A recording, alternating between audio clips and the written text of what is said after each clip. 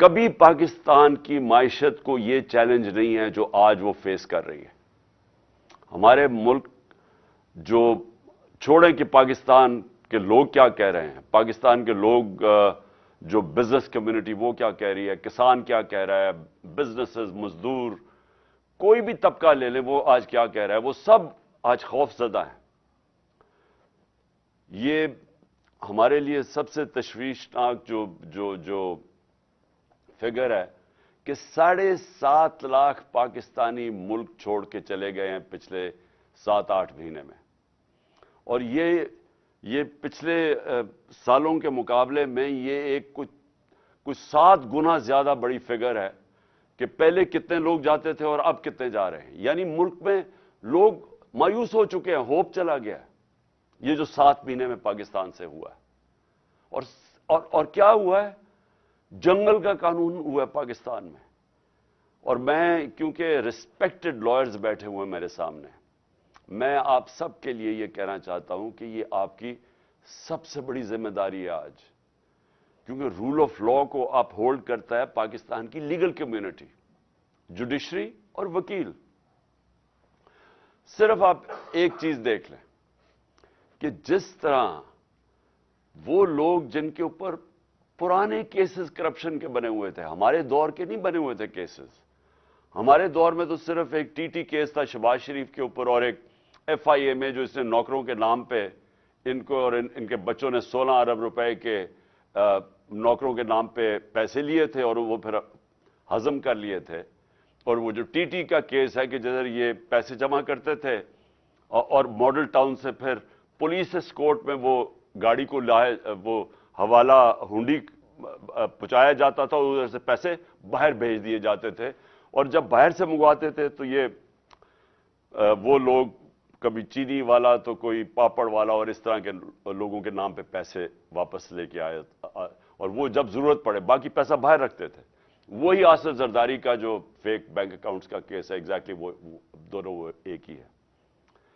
تو جو دیکھا گیا ہے کہ قانون ملک کے بدلے گئے، اسمبلی نے، نیشنل اسمبلی نے پہلے تو ایک رجیم چینج کروائی گئی ایک سازش کے تحت، اوپن مارکیٹ کے اندر منڈی لگی، الیکشن نہیں آکشن کی وجہ سے ایک آکشن ہوئی جس کے اندر لائلٹیز بدلی گئی، ہارس ٹریڈنگ ہوئی، گورنمنٹ گرائی گئی. اور اس کے بعد پہلا کام انہوں نے یہ کیا، اپنے کرپشن کے کیسز ختم کیے. اور پھر قانون ایسے بنائے گئے کہ ایک ایک بچا جو ان کے بڑے کرپشن کے سٹالورٹس تھے وہ بچ گئے سارے. اور سارے آپ دیکھ رہے ہیں کہ باری باری ساروں کی کرپشن کیسز ختم ہو رہے ہیں. تو یہ تو کسی دنیا کے ملک میں نے ایسا نہیں دیکھا. یہ تو میں شاید بنانا ریپبلکس میں بھی ایسا نہ ہوتا. یہ تو کوئی مغربی جمہوریت کے اندر کوئی تصور بھی نہیں کر سکتا کہ پبلک کے پیسے چوری کرنے والوں کو پہلے آپ ایک سازش کے تحت ملک کے اوپر مسلط کریں، ان کے کیسز نہ ہونے دیں. یہ بھی میں کہوں ہمارے دور میں پوری کوشش کرتا رہا، میں نے پوری کوشش کی کہ ان کے پورے کیسز میچور تھے. نیب کے اندر سے ہمیں کہتے تھے کیسز میچور ہیں لیکن پیچھے سے ہمیں اجازت نہیں ہے. اب پیچھے سے اجازت کون نہیں دے رہا تھا؟ جنرل باجوہ صاحب.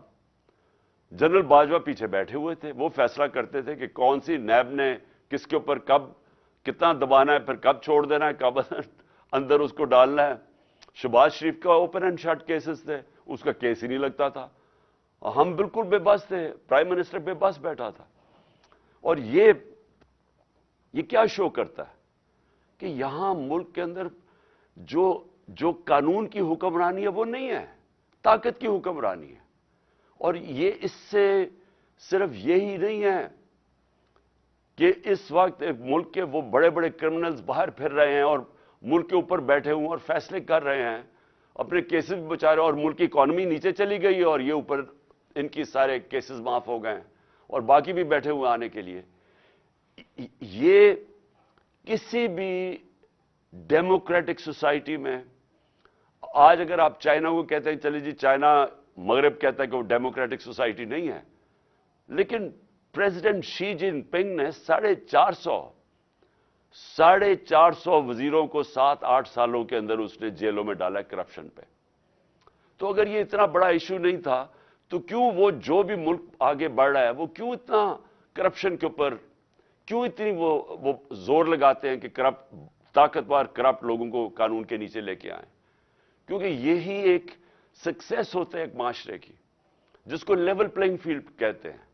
کیوں ہمارے پاکستان کے یہاں سے، میں نے اپنے ساتھ، میں جب پہلی دفعہ برطانیہ گیا 1971 میں، تو مجھے یاد ہے لیبر جاتی تھی پاکستان کی وہاں، اور ہر تھوڑے 5-6 سال کے بعد وہ پہلے مزدوری شروع کرتے تھے، پھر وہ اپنی کوئی دکان کھول دیتے تھے، اور دیکھتے دیکھتے وہ بزنس مین بن جاتے تھے۔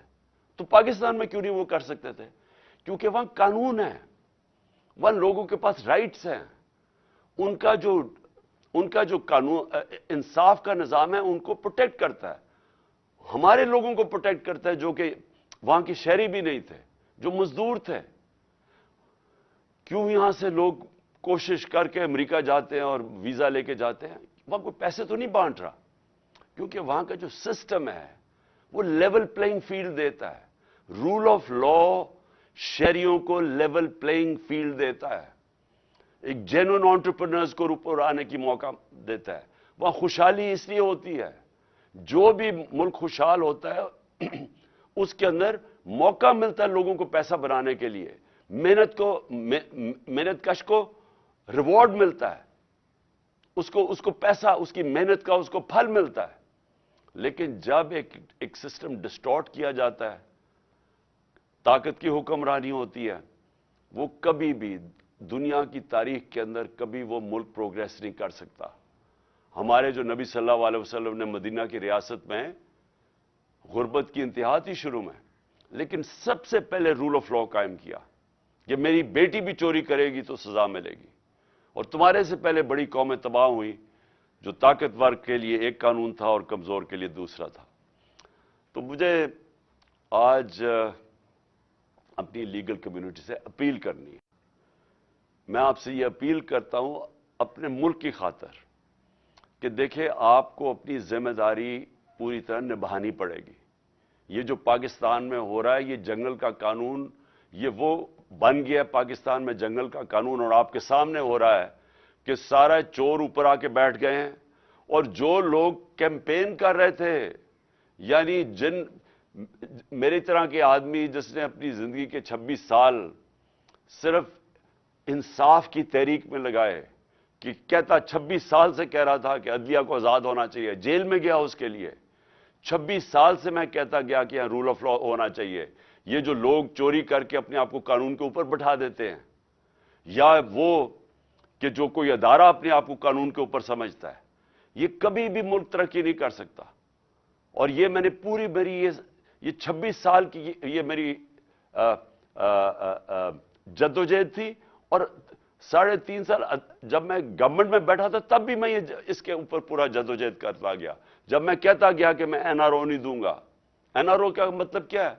این آر او دینے کا مطلب یہ ہے کہ آپ وہ لوگ جنہوں نے پبلک کا پیسہ چوری کیا ہے، آپ اپنی کرسی بچانے کے لیے، کیونکہ وہ آپ کو بلیک میل کر رہے ہیں، آپ ان کو معافی دے دیں، جو جنرل مشرف نے کیا تھا اور اس بار جنرل باجوہ نے کیا۔ تو یہ اس سے زیادہ ملک سے میں کہتا تھا میں غداری کروں گا اپنی قوم سے کہ اگر میں ان لوگوں کو این آر او دوں گا، جن کو آج این آر او مل گیا، اور آپ کی سب کے سامنے کبھی بھی ایسا نہیں ہوا کہ ایک مارچ کے اندر پاکستان کی اکنامک سروے کی فگرز پڑھ لیں کہ ہر طرح اکنامک گروتھ پاکستان کی 6%، ریکارڈ ہماری ایکسپورٹس تھی، ریکارڈ ٹیکس کلیکشن تھی، ریکارڈ ریمیٹنسز تھی، 4 فصلیں ریکارڈ تھی، کسان خوشحال تھا، سروس سیکٹر آگے جا رہا تھا۔ مارچ سے آج دیکھیں پاکستان کا حال کیا ہے، اور یہ جو 7.5 لاکھ لوگ ملک چھوڑ کے جا رہے ہیں، ہمارا نوجوان ڈائنامک ہمارا سیکٹر، یہ سوچیں کہ کتنی مایوسی آج پاکستان میں ہے کہ جو اس ملک کے ساتھ ہوا 7 مہینے کے اندر۔ تو میں اس لیے آخر میں پھر سے آپ کو اپیل کرتا ہوں کہ آپ کے اوپر بہت بڑی ذمہ داری ہے۔ یہ جو آنے والے دن ہیں، اس ملک کو آپ کی ضرورت ہے، آپ کو ہر طرح کا پریشر ڈالنا چاہیے کہ there are no holy cows. یہ جو اپنے آپ کو قانون کے اوپر لوگ بٹھا دیتے ہیں اور وہ سامنے ہمارے ملک کے اندر مذاق ہوتا ہے. یہ جو الیکشن کمیشن کر رہی ہے اتنا بلیٹنٹلی ایک باعث کر رہی ہے سب کے سامنے. 8 دفعہ انہوں نے ہماری پارٹی کے خلاف فیصلے دیے ہیں, 8 دفعہ ہم عدالت گئے ہیں اور 8 دفعہ عدالت نے اوور ٹرن کیے فیصلے کیونکہ ہمارے خلاف دیے ہیں. تو یہ جو سارا ایک پورا کلیک بنا ہوا ہے, مافیا بنا ہوا ہے, اس ملک کو صرف ان کا مقصد رول آف لا ختم کرنا ہے, اس لیے کہ جب تک رول آف لا ہے تو تب تک ان کے سامنے رکاوٹیں ہیں. رول آف لا ختم ہوا تو یہ پھر یہ اور ان کے بچے اس ملک کے اوپر حاوی ہو جائیں گے, اور یہ آپ کے اوپر ذمہ داری ہے. میں انشاءاللہ میری تو کمٹمنٹ ہے جب تک میں زندہ ہوں میں ان کا مقابلہ کروں گا اور رول آف لا کے لیے لڑوں گا. لیکن میں پھر سے یہ چاہتا ہوں کہ ہماری جو لیگل کمیونٹی ہے اس کی بہت بڑی ذمہ داری ہے, اور میں امید رکھتا ہوں کہ آپ اب اس ملک کو بچانے کے لیے, کیونکہ میں ایکچولی بلیو کرتا ہوں کہ اگر ہم نے رول آف لا کے لیے نہ لڑے تو ہمارے ملک کا کوئی فیوچر نہیں ہے. شکریہ.